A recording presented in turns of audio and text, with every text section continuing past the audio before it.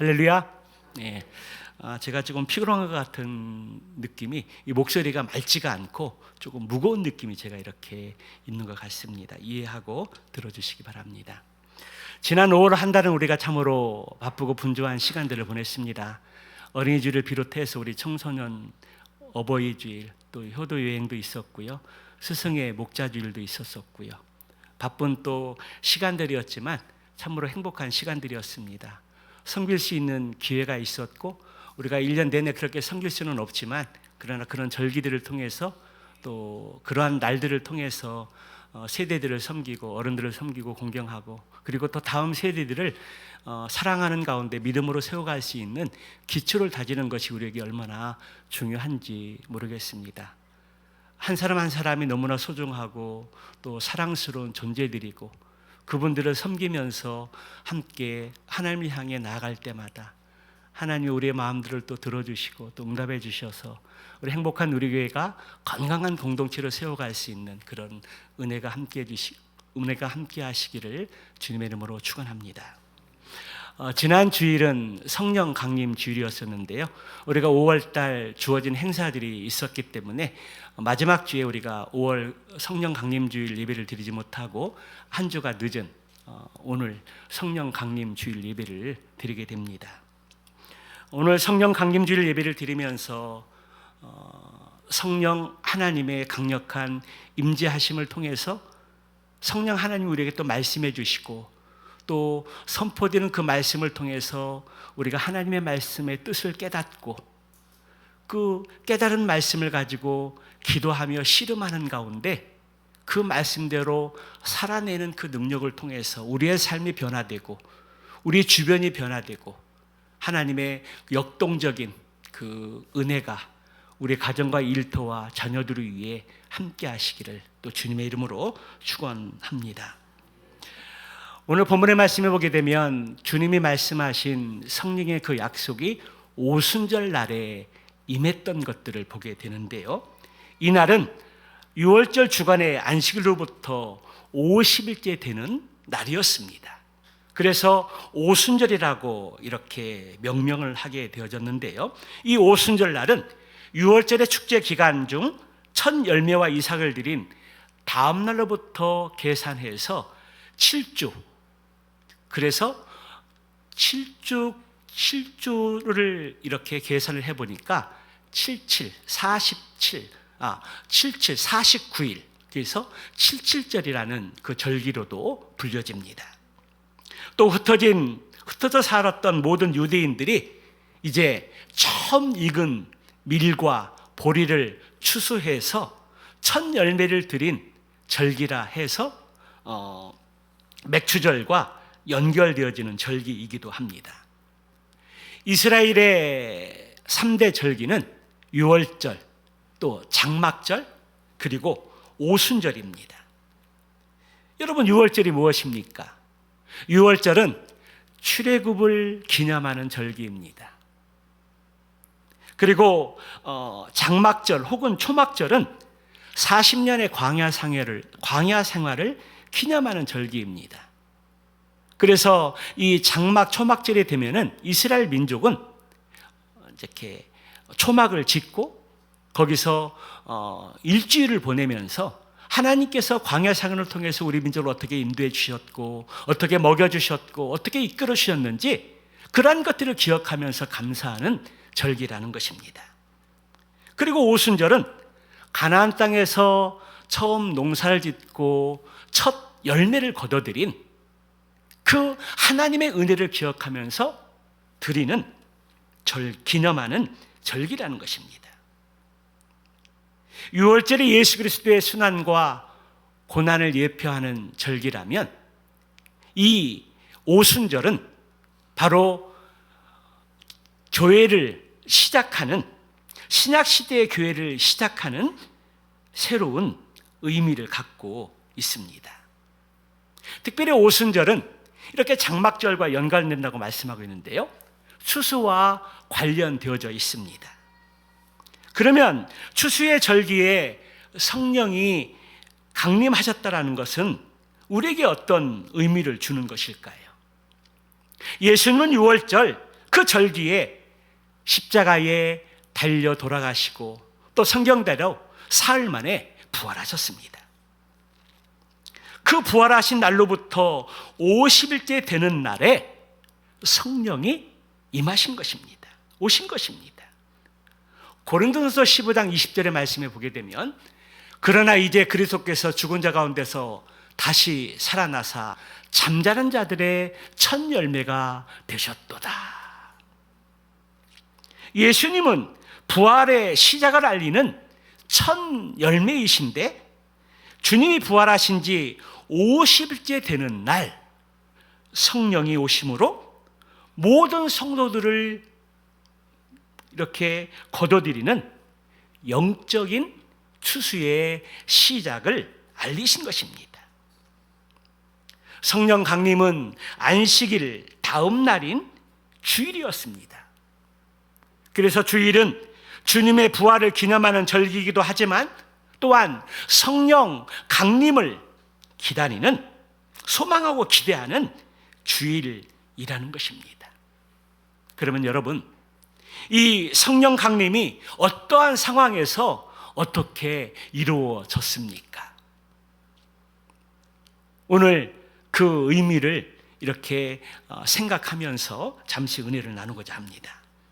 첫째, 성령 강림은 다 같이 한 곳에 모였을 때 성령의 역사가 임재하였습니다. 여러분, 제자들이 한 곳에 모인 그 이유가 무엇일까요? 그것은 우리 주님의 명령의 말씀이 있었기 때문입니다. 사도행전 1장 4절의 말씀에 보게 되면 우리 예수님께서 예루살렘을 떠나지 말고 아버지께서 약속하신 것을 기다리라, 그렇게 명령하셨습니다. 그 명령과 함께 너희는 몇 날이 못 되어 성령으로 침례를 받으리라, 그렇게 말씀하셨던 것입니다. 예루살렘을 떠나지 말고 아버지께서 약속하신 것을 기다리고 몇 날이 못 되어 너희가 성령으로 침례를 받게 될 것이다. 그래서 120명의 제자들이 다 같이 한 곳에 모여 주님이 말씀하신 명령에 따라 열심히 기도하며 성령을 기다렸던 것입니다. 여기 특히 다 같이라는 이 표현에 우리가 주목할 필요가 있습니다. 여기 다 같이라는 이 표현은 같은 마음, 같은 뜻, 같은 열정, 그리고 간절히 사모한다는 그 의미가 담겨져 있습니다. 제자들은 주님의 약속의 말씀을 따라 그 말씀에 순종해서 마가다락방에 함께 다 같이 모여 있었습니다. 그리고 이것이 바로 초대교회의 출발이 되어지는 그러한 시점입니다. 신약교회의 시작이요, 초대교회의 출발점이 되는 것이 바로 마가의 다락방입니다. 왜 그렇습니까? 교회는 예수님의 머리이시고 믿는 우리들은 바로 주님의 지체이기 때문입니다. 여러분, 그러면 지체의 역할이 무엇입니까? 지체는 더불어 있을 때 그 기능을 제대로 발휘할 수 있습니다. 우리의 몸에는 여러 부분의 지체가 있는데요, 눈, 코, 귀, 입, 그들의 위치에서, 그리고 손과 발 역시 제 위치에서 자리를 지키면서 그 지체 각자의 역할들을 제대로 감당할 때 문제가 일어나지 않습니다.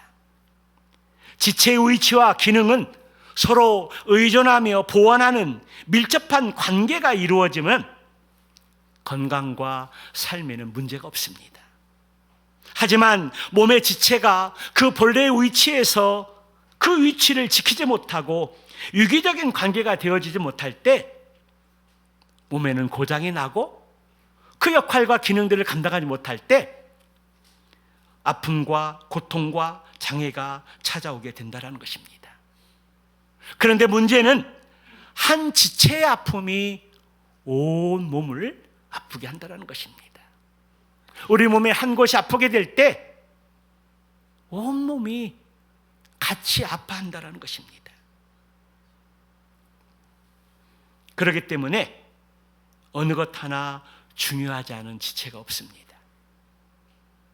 그런데요, 우리 몸의 지체의 그러한 요소들의 그 관계들이 우리의 신앙생활에도 동일하다는 것입니다. 교회는 주님의 머리로 한 지체들의 모임과 연합이지만 또 각자의 고유한 역할이 있고 사명이 있습니다. 그 역할은 한 마음과 한 뜻으로 서로 간의 공감대를 형성하게 되고 목적하는 바에 가치관이 일치해야 합니다.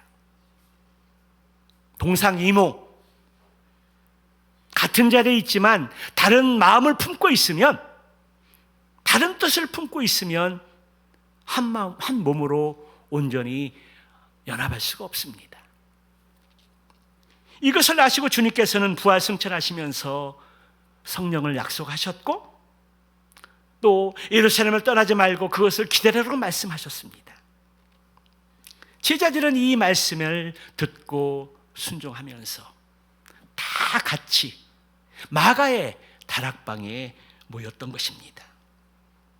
예루살렘을 떠나지 않고 주님이 약속하신 그 성령을 기다리게 된 것입니다. 그리고 오순절날 유월절을 시작하고 그리고 50일이 되는 이 시점에 주님이 약속하신 성령의 강력한 역사가 마가의 다락방에 임재하게 된 것입니다.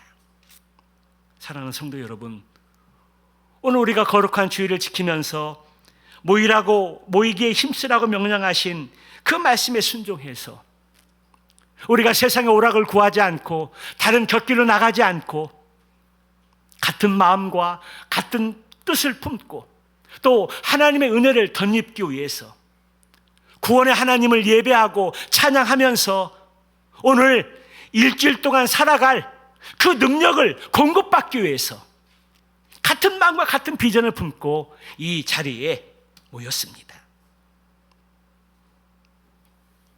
그리고 오늘 성령 이 강림 주일에 마가 다락방에 임했던 그 강력한 그 성령의 역사가 우리 각 심령 위에 그리고 가정과 일터와 특별히 우리 자녀들 위에 성령의 강력한 역사가 임한 은혜가 있기를 주님의 이름으로 축원합니다.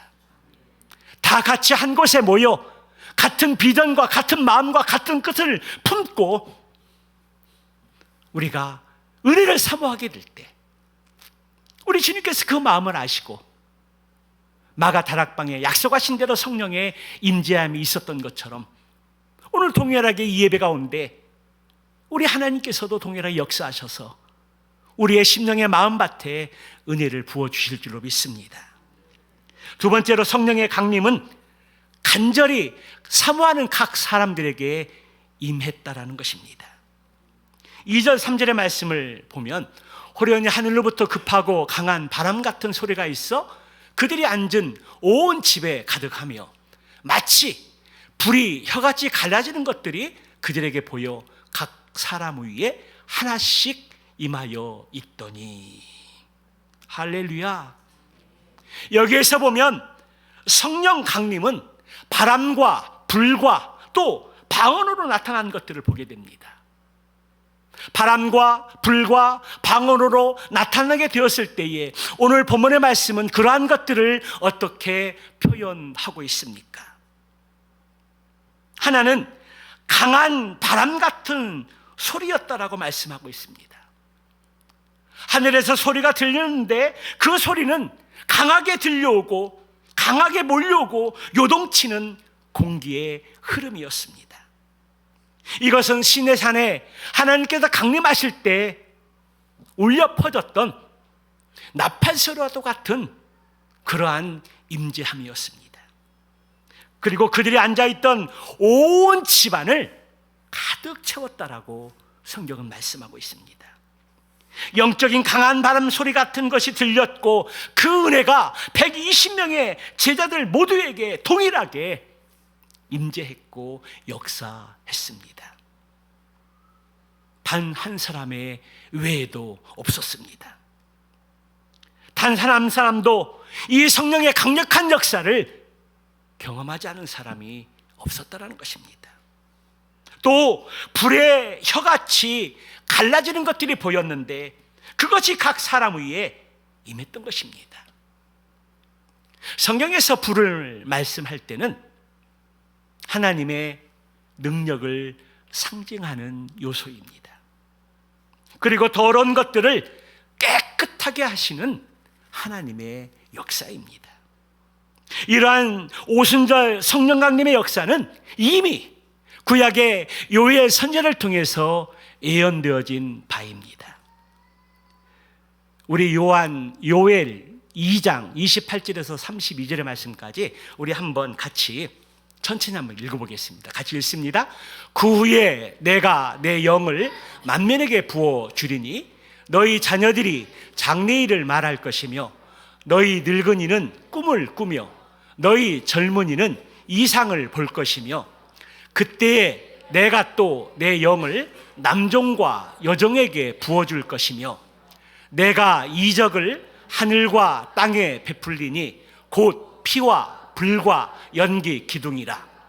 여호와의 크고 두려운 날이 이르기 전에 해가 어두워지고 달이 핏빛같이 변하려니와 누구든지 여호와의 이름을 부르는 자는 구원을 얻으리니 이는 나 여호와의 말대로 시온산과 예루살렘에서 피할 자가 있을 것이며 남은 자 중에 나 여호와의 부름을 받은 자가 있을 것임이니라. 할렐루야. 예수님이 부활 승천하시면서 성령을 약속해 주셨고 제자들은 그 약속의 말씀을 믿고 마가의 다락방에 모여서 간절한 마음으로 기도하며 간구하게 되었을 때에 약속하신 대로 강한 바람처럼 그리고 혀처럼 생긴 불이 임하는 것들을 경험하게 되었습니다. 오순절 날에 이 강력하게 임재했던 이 성령의 역사는 바로 구약시대 요엘 선지자가 예언했던 그리고 말씀했던 그 구체적인 내용들이 바로 이 오순절 날에 성취되어졌다라는 것입니다. 요엘 선지자가 하나님께서 각 심령 위에 하나님의 영을 부어주실 때에 어린아이들이 예언하고 젊은이들이 꿈을 꾸며 나이 드신 분들은 환상을 보는 그런 능력이 있게 되었을 때 그런 일들이 일어난다고 말씀하게 되었을 때에 오순절 날에 바로 이 강력한 역사가 마가의 다락방에 임했던 것입니다. 3절 중반절의 말씀에 보니까 성령은 각 사람 위에 하나씩 임하였다라고 표현하고 있습니다. 이 말에 중요한 의미를 가지고 있는데요, 이 말은 마가의 다락방에 모인 120명의 마음 가운데 각 사람에게 한 사람 한 사람에게 임했다라는 것입니다. 이 말은 각 사람의 필요에 따라서 간절히 사모하는 그 심령들에게 성령의 강력한 역사가 임했다라는 것입니다. 이 의미를 더 쉽게 이해하기 위해서 우리는 마태복음 25장 달란트 비유를 우리가 볼 수가 있는데요, 달란트 비유에서 주인은 종들에게 각각 그 재능에 따라 달란트를 나누어 줬습니다. 그리고 주인이 다시 와서 결산을 하게 될 때에 숫자와 분량을 따지지 않았습니다. 주인이 본 것은 그들이 받은 달란트를 가지고 어떻게 충성스럽게 일했는지, 성실하게 일했는지, 그것을 가치 기준으로 삼았다라는 것입니다. 5달란트, 2달란트, 1달란트 받은 것은 그렇게 중요하지 않습니다. 그 사람의 재능에 따라서, 능력에 따라서 많이 받을 수 있고 적게 받을 수가 있습니다. 그러나 그 받은 것을 가지고 어떻게 성실한 삶을 살았는지, 어떻게 충성스러운 마음을 가지고 사명을 감당했는지 주인은 그 가치기를 가지고 그 종들과 결산했다라는 것입니다. 그런데요, 성령의 은사도 이와 같다는 것입니다. 성령의 은사는 일률적으로 주어지는 것이 아니라는 것입니다. 성령이 각 사람 위에 임했다라는 것은 주의 약속과 명령에 대해서 얼마나 간절히 사모하고 얼마나 성실히 자신의 일에 충실하고 얼마나 충성되었는가에 따라서 주어진다라는 것입니다. 마가의 다락방에 모인 120명의 제자들은 동일한 약속을 믿고 성령을 기대하며 모였지만 성령은 각 사람에게 사람 위에 임했다라는 것입니다. 각각의 사람들에게 임했다라는 것입니다. 오늘 우리도 주일 예배를 드리기 위해서 같은 마음과 같은 뜻을 품고 기대하며 은혜의 자리에 나왔습니다. 그리고 예배 가운데 성령 하나님의 임재하심을 기대하고 하나님의 말씀을 기대하면서 나아가고 있습니다.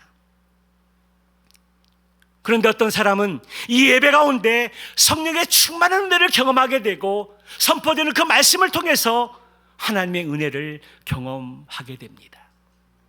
그러나 그 반대로 어떤 사람은 성령의 임재와 하나님의 말씀 가운데 은혜를 경험하게 되는데 어떤 사람들은 그 말씀에 마음에 와닿지 않습니다. 성령의 터치하심도 깨닫지 못합니다. 어떤 사람들은 그 선포되는 말씀을 통해서 은혜를 받고 그 은혜를 붙잡고 한 주간은 살아야 되겠다라고 결단하고 헌신하며 나아가는데 어떤 사람은 성전을 떠나자마자 그 말씀을 잊어버리고 한 주간 내 힘으로, 내 지식으로, 내 경험으로 세상을 살아가는 사람들 많이 있습니다. 여러분, 그 가림길이 무엇일까요? 누구는 은혜를 받고 누구는 은혜 받지 못하는 그 이유가 무엇일까요? 그것은 간절함입니다. 하나님, 오늘 예배 가운데 성령의 강력한 인재를 통해서 나에게 말씀하여 주시옵소서. 종이 듣겠습니다. 그러한 간절한 마음이 있는 사람들은 하나님의 강력한 인재를 경험하게 되고 하나님의 선포되는 그 말씀을 통해서 그 말씀이 내게 주시는 말씀이고 내게 지금 필요한 말씀이라는 것들을 경험하게 됩니다. 그러나 그렇지 않은 사람들은 하나님의 은혜도 성령의 임재도 경험하지 못하게 된다라는 것입니다. 내가 얼마나 성령의 은혜를 강력하게 원하고 있고 내가 은혜 받기를 얼마나 사모하고 있는지 그 기준이 은혜 받을 수 있고 은혜 받지 못할 수 있다는 것입니다. 형식적이고 억지로 예배를 드리고 습관적으로 예배를 드리면 성령의 은혜를 경험할 수 없습니다. 은혜에 대한 간절함이 없으면 성령의 강력한 역사에 민감하게 반응할 수 없습니다. 그러나 성령의 은혜와 역사를 간절히 구하고 사모하면서 하나님, 나에게 성령의 강력한 역사를 경험하게 하여 주시옵소서. 지금 나에게 성령의 임재함을 내려주시옵소서. 오늘 선포되는 하나님의 그 말씀을 통해서 제가 말씀을 듣기를 원합니다. 저를 깨닫게 해주시고 저를 깨우쳐 주셔서 내가 말씀에 순종하고 변화되는 삶을 살 수 있도록 이끌어 주시옵소서. 그러한 간절함이 없으면, 그러한 기대와 소망이 없으면 맨날 다람쥐 채밭 끝돌도 그렇게 교회를 땅만 밟고 지나갈 수밖에 없습니다. 성령의 강력한 역사는 그 간절함 속에서 기대하고 소망하고 간구하는 자에게 임하신다는 것입니다. 사랑하는 성도 여러분, 오늘 예배 가운데 여러분에게 이러한 강력한 사모함이 있습니까? 여러분의 심령 가운데 이러한 간절함이 있습니까? 아멘이십니까? 그렇다면 오늘 예배 가운데 우리의 각 심령 위에 성령의 임재하심을 통해서 선포되는 그 하나님의 말씀을 통해서 은혜를 경험하고, 은혜를 경험했다면, 은혜를 받았다면 한 주간 이 말씀을 붙들고 씨름하면서 살아가는 가운데 내 삶의 변화가 그것이 증명할 수 있을 것입니다. 은혜 받았으면 은혜 받은 그 증거가 무엇입니까? 삶 속에 그것을 적용하고 삶의 열매를 걷고 또 변화된 삶을 구체적으로 살아내는 것이 은혜 받은 자의 삶의 모습이라는 것입니다. 오늘 예배 가운데 성령의 강력한 임재를 사모하고 간절함을 통해서 하나님의 말씀과도 은혜를 경험하고 우리의 변화된 삶을 통해서 열매를 거둘 수 있는 저와 여러분들 되시기를 주님으로 축원합니다. 세 번째로, 성령 강림 후에 그것에 모인 모든 제자들이 다 성령의 충만함을 받았다고 성경은 기록을 하고 있습니다.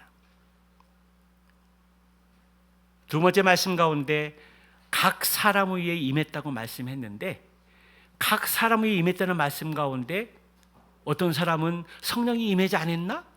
퀘션 마크를 우리가 붙일 수 있는데, 감사하게도 그 다음 구절에서 각 심령 위에 임했는데 다 성령 충만함을 받았더라. 사도행전을 기록한 의사 누가는 여기에서 다시 한번 다라는 표현을 씁니다. 다, 모두, 전부, 이 말을 사용하면서 그들이 다 성령의 충만함을 받았다라고 그렇게 강조하고 있습니다. 여러분, 성령의 충만함이 무엇입니까? 우리 교회 표어가 성령 충만한 삶인데, 성령 충만함이 무엇입니까? 쉽게 말하면 내 심령 가운데 성령 하나님으로 가득 차 있는 상태를 말합니다. 더 나아가서 성령이 우리의 심령 가운데 가득한 사람은 성령의 다스림과 성령의 지배 가운데 온전히 인도함을 받는 삶이라는 것입니다. 성령 충만은 신비한적인 것이 아닙니다. 은사적인 것이 아닙니다. 성령 충만은 성령 하나님이 내 심령 가운데 가득 차 있고, 그래서 성령의 지배와 다스림을 통해서 인도함을 받는 삶이 바로 성령의 충만함이라는 것입니다. 육신의 정욕을 따라가지 않고 성령을 따라가는 삶이 성령의 충만한 삶이라는 것입니다. 어떤 사람들은 성령 충만하면 신비적인 것들을 이야기하고 눈에 삐까뻔쩍하는 것들을 이야기하는데 결코 그렇지 않습니다. 성령 충만함은 예수로 충만한 것입니다. 성령께서 말씀해 주실 때 그 말씀을 내 마음 가운데 새기고 기도 가운데 씨름하면서 살아내는 능력을 말하는 것입니다.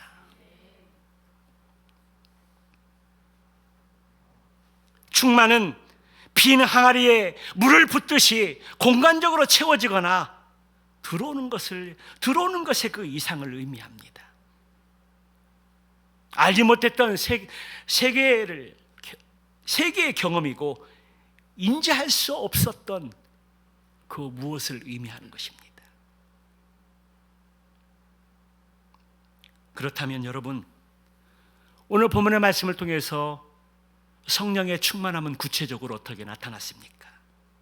4절의 말씀에 보니까 성령이 말하게 하심을 따라 다른 언어들로 말하기를 시작하니라.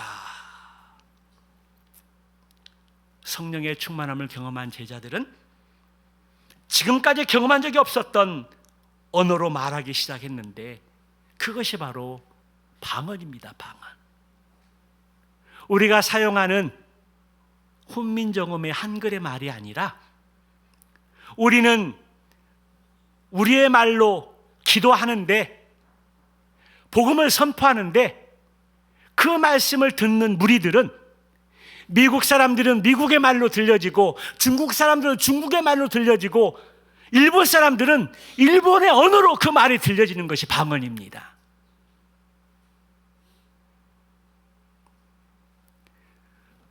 성령 하나님께서 마가다락방에 임했을 때 다른 언어로 말하기 시작을 했는데, 그 당시에 방언을 주었던 궁극적인 목적의 하나는 복음 전함에 있었습니다. 사도와 제자들이 예루살렘에 모여서 하나님의 말씀을 아람어로 그리고 헬라어로 자신들의 언어로 말을 전하는데, 예수님의 죽으심과 부활하심을 전하는데, 그곳에 모였던 각 지역의 나라와 사람들이 헬라어의 이 말들이 헬라어 말로 아람어로 그 말씀을 선포하는데, 미국 사람들은 미국의 말로 들려지고 중국 사람들은 중국의 말로 들려지고 인도 사람들은 인도의 언어로 그 말이 자기의 귀에 들려진 것입니다. 그것이 바로 방언입니다.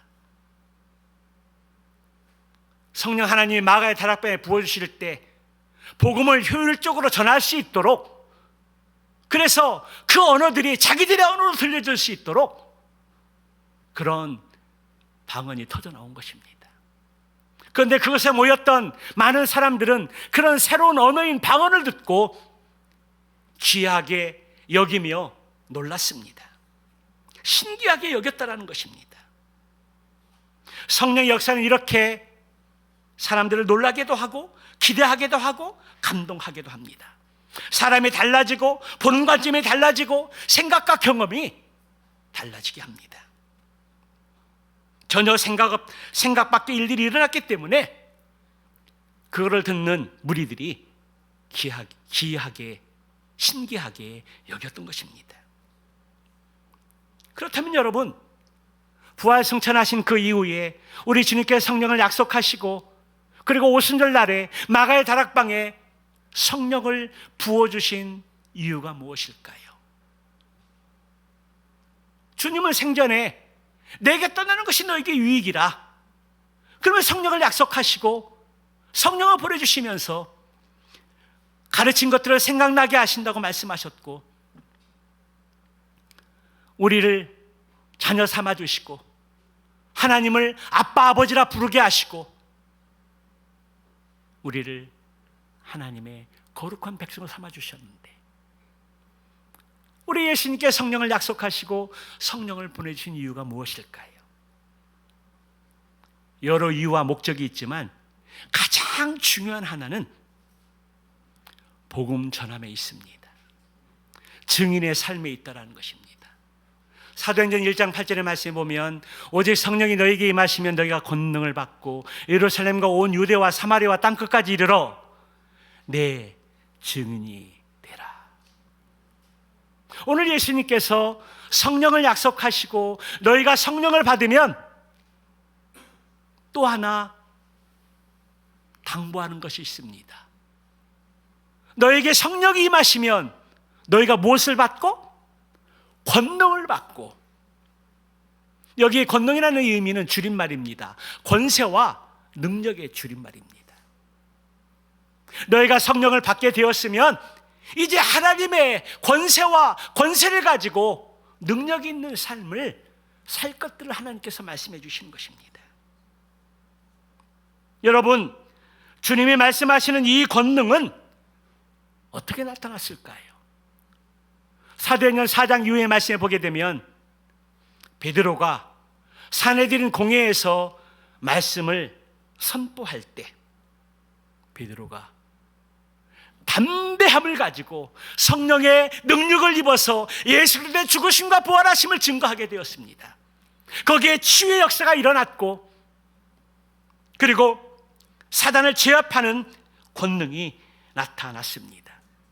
사도행전 13장 8절 12절의 말씀에 보게 되면 바울이 구브로라 하는 섬에 도착해서 총독에게 말씀을 전하려고 하는데 바 예수라는 거짓 예언자 마술사가 대적합니다. 총독이 말씀을 듣지 못하도록 방해하는 것입니다. 총독이 복음 듣고 변화되어지만 그 구브로 섬이 복음화되어지는데 거짓 예언자 바 예수라는 이 마술사가 바울을 대적합니다. 그때 바울이 어떻게 합니까? 그때 바울이 그를 꾸짖고 말하기를 주님의 손이 너를 내리칠 것이니 눈이 멀어서 얼마 동안 햇빛을 보지 못할 것이다. 그렇게 선언하게 되었을 때에 그 바 예수가 소경이 되어집니다. 바울에게 성령의 충만한 능력을 덧입게 되었을 때 바울에게 어떤 능력이 나타났습니까? 오늘 바울을 대적하는 그 바 예수에게 소경이 되는 그러한 역사가 일어났는데, 이것은 바로 성령의 역사로서 어둠의 세력을 무력화시키는 권능이었습니다. 오염한 상황 속에서 대처하는 신앙인의 용기와 능력이 나타난 것입니다. 사사로운 감정에 얽매이지 않고 투지와 이해관계에 연연하지 않는 담대함과 주위 환경과는 관계없이 신앙인이 갖는 기쁨과 소망의 권능이라는 것입니다. 그래서 예수님 말씀하시기를 너희는 마음에 근심하지 말라. 하나님을 믿으니 또 나를 믿으라. 볼지어다 내가 세상 끝날까지 너희와 항상 함께 있으리라 약속해 주셨습니다. 이 약속의 보증으로 성령 하나님 우리에게 보내주셨고 지금도 성령 하나님이 우리와 함께하고 계십니다. 오순절날 성령의 이 강력한 역사는 우연한 사건이 아니었다라는 것입니다. 바로 하나님의 말씀의 성취였습니다.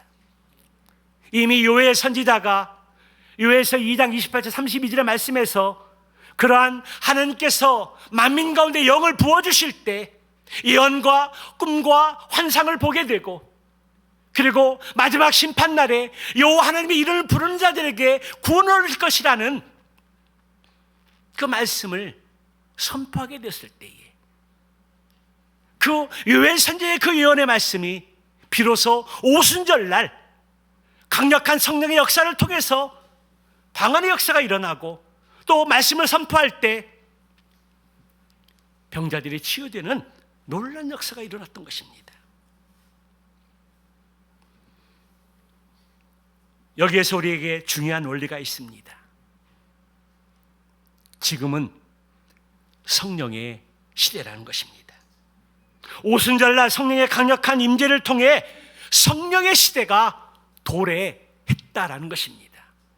지금까지는 내 힘과 내 능력과 내 경험대로 이 세상을 살아갔지만 이제 믿는 우리가 성령을 받고 성령의 능력으로 이 세상을 살아가야 한다는 것입니다. 성령의 시대가 도래했고 성령의 강력한 역사를 통해서 어둠의 권세를 물리치고, 그리고 성령의 능력으로 우리는 이 세상을 살아가야 합니다. 우리 주님께서 약속해 주시기를 누구든지 예수 그리스도를 부르는 자는 구원을 얻으리라. 예수 그리스도의 십자가의 죽으심과 부활하심을 받아들이고 예수님을 내 구주로 믿고 그리고 내 인생의 삶의 주인으로 모셔드리는 모든 자에게 성령의 내주하심을 약속해 주셨습니다. 너희가 믿을 때 성령을 받았느냐? 아멘. 우리가 예수 그리스도를 내 구주로 믿고 내 인생의 주인으로 모셔드릴 때 성령은 우리 가운데 들어오십니다. 우리의 삶의 주인이 되시고 우리의 삶을 인도해 가신다는 것입니다. 그러나 우리가 성령의 받은 것으로 끝나면 안 됩니다. 우리가 믿을 때 성령을 받았으면 믿은 그 위에 우리는 또 성령의 충만한 삶을 살아가야 합니다. 성령의 내주하심은 이례적인 것으로 끝나지만 성령의 충만한 삶은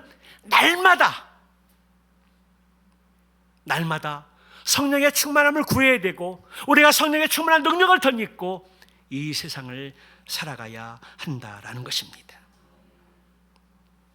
사랑하는 성도 여러분, 마가 다락방에 임했던 성령의 역사를 통해서 사도를 비롯한 제자들에게 어떠한 변화가 일어났습니까? 베드로에게 역동적인 삶의 변화가 일어났습니다. 여러분, 베드로의 인생을 구분한다라면 성령을 받기 전의 삶과 성령을 받은 이후의 삶으로 우리는 구분할 수 있습니다. 베드로가 예수님의 수제자였지만 그가 성령 받기 이전에는 예수님을 저주하고 맹세하며 3번이나 부인했던 자였습니다. 그러나 마가 다락방에서 성령의 강력한 임재를 경험하고 성령의 충만함을 경험하게 되었을 때 베드로가 변하게 되었습니다. 성령의 충만한 능력을 덧입고 예루살렘으로 나아가서 예수 그리스도의 죽으심과 부활하심을 담대하게 증거했습니다. 십자가의 몸을 증거했을 때 그 말씀을 듣고 죽게 돌아온 자가 3,000명이고 5,000명이나 되었습니다. 그들이 다 예수님을 구주로 고백하고 옛사람을 장사 지내고 새로운 생명을 부여받는 침례 의식에 참여했습니다. 그리고 성전 미문에서 날 때부터 안진뱅이가 성전 미문에서 구걸하는 자를 보게 되었을 때에 은과 금은 내게 없으나 나사렛 예수님으로 명하노니 일어나라! 그렇게 말씀했을 때 안진뱅이가 일어나서 다리에 힘을 얻고 일어나서 걷기도 하며 뛰기도 하며 하나님을 찬양하는 것들을 보게 되었습니다. 베드로가 거리에 나가서 예수님의 죽으심과 부활하심을 증거하고 가르치게 되었을 때에 바리새인들과 사두개인들이 그러한 것들을 싫어했습니다. 그래서 베드로를 잡아서 옥에 가두고 매질을 했습니다. 오래 잡아둘 수 있는 상황이 아니기 때문에 베드로를 풀어주면서 그렇게 말합니다. 예수의 이름으로 전하지도 가르치지도 말라고 협박하며 엄포를 놓습니다. 그때 베드로가 어떻게 합니까? 비웃듯이 내가 보고 들은 것을 말하지 아니할 수 없노라, 내가 보고 들은 것을 말하지 아니할 수 없노라 말씀하면서 주가 그리스도인 것을 우리 예수님이 그리스도인 것을 메시아인 것을 가르치고 그리고 전도하기를 그치지 않았다고 성경은 증언하고 있습니다. 이것이 바로 베드로의 구체적인 삶의 변화입니다. 성령의 충만함을 경험하게 되었을 때 변화된 베드로의 모습이었습니다. 이것이 성령 시대에 성령의 강력한 역사 가운데 우리가 추구해야 될 삶의 방향이요 모습입니다. 사랑하는 성도 여러분, 2023년도 우리 교회 표가 성령 충만한 삶입니다. 성도 여러분, 성령 충만한 삶을 살고 계십니까? 성령 충만한 삶을 살고 계십니까? 혹 성령 충만한 삶을 살지 못한다면 그 이유는 무엇입니까? 오늘 성령 강림 주일을 맞이해서 성령 충만한 삶을 살지 못하는 이유가 혹 있다면 그 이유를 잘 진단해서 다시 성령 충만함을 사모하고 성령 충만한 삶을 살아갈 수 있는 저와 여러분들 되시길 바랍니다. 오늘 말씀을 통해서 주님이 약속하신 성령을 기다리고 간구하고 소망하고 한 곳에 모여 기도할 때 성령의 강력한 역사가 임재하셨고 그들 가운데 방언을 통해서 복음을 전하게 하셨고 또 그리고 온 세계에 복음화를 위해서 그 사명이 우리에게 주어졌습니다. 우리의 힘으로 우리의 능력으로는 이 사명을 감당할 수 없지만 성령이 우리 가운데 오셔서 성령 충만한 능력을 덧입고 성령의 이 시대에 우리는 복음의 증인된 삶을 힘써 살아갈 수 있습니다. 오늘 이 말씀을 마음에 잘 새기고 한 주간 묵상하는 가운데 우리가 어떻게 하면 성령의 충만한 삶을 살 수 있을까?